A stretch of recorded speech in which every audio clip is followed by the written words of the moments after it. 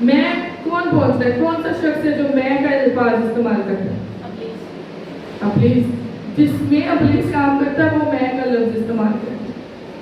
نائب نے اپنا ہاتھ اوپر کیا، اس کا مطلب وہ استعمال کرتا. سو جس میں ہوتی ہے میں کا مطلب ہے صرف میں، کوئی اور دوسرا نہیں. میں کا مطلب یہ بھی ہوتا ہے کہ میرا کوئی شریک نہیں.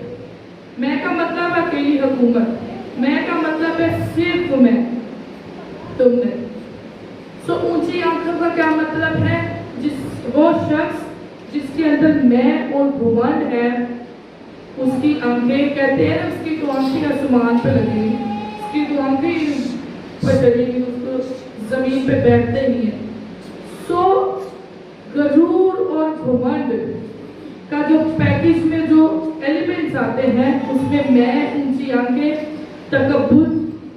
سو غرور ایک ایسا گناہ ہے جسے خدا ناپسند کرتا ہے، اور یہ وہ گناہ ہے جس کا مقابلہ بھی خدا آپ کرتا ہے. ایسے ہی ابلیس کیوں زمین پہ گرایا گیا؟ کیوں وہ اس کے ساتھ خداوند کا جو ہے وہ مس انڈرسٹینڈنگ کریٹ ہوئی؟ ایسا کیوں تھا؟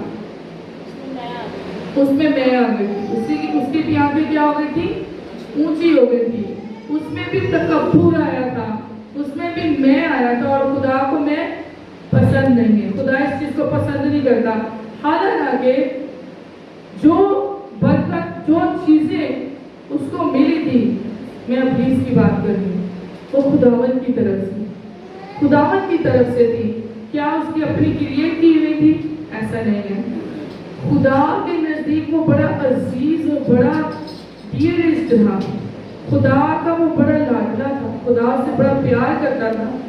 لیکن جب خدا آپ کو برکت دیتا ہے تو اس کا مطلب یہ نہیں کہ آپ کی آنکھیں کیا ہو جائے، پھر آپ بھی ویسے ہی گرائے جاتے ہو جیسے ابلیس گرایا گیا ہے. کہتے ہیں نا، مثال ہے نا کہ فلاں بہت اچھا کھاتا تھا، اچھا پہنتے تھے، اب ان کا غرور ان کے آگے آیا ہے جب وہ بدحالی کا کیا ہوتے ہیں؟ شکار. تو کیا کہتے ہیں؟ اس کا غرور اور گھمنڈ آگے ہے. ایسے ہی ہے.